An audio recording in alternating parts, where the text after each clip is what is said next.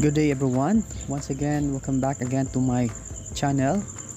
So ngayon mga sir, ating content is mag-DIY tayo, maglatiro po tayo ng ating project car na Honda City 97 model.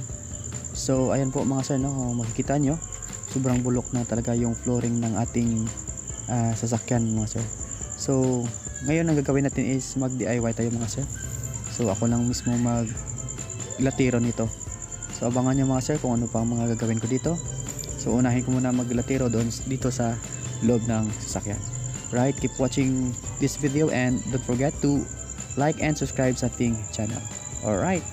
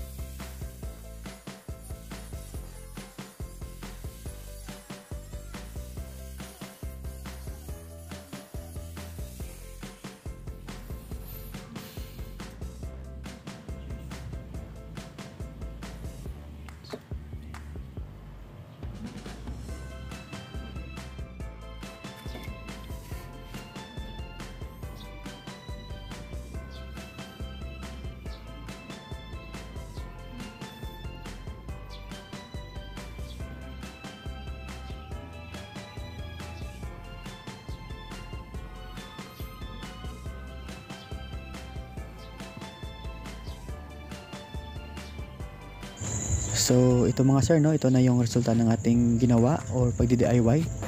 So nilagyan natin ng bagong plain sheet at saka nilagyan ko na rin ng primer, tapos namasilyanan natin. So ito na siya ngayon mga sir, no. Kahit pa paano nagawa natin ng paraan, or ayun nga, DIY natin, no.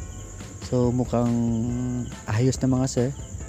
So kulang na lang yan yung mattings natin. Alright.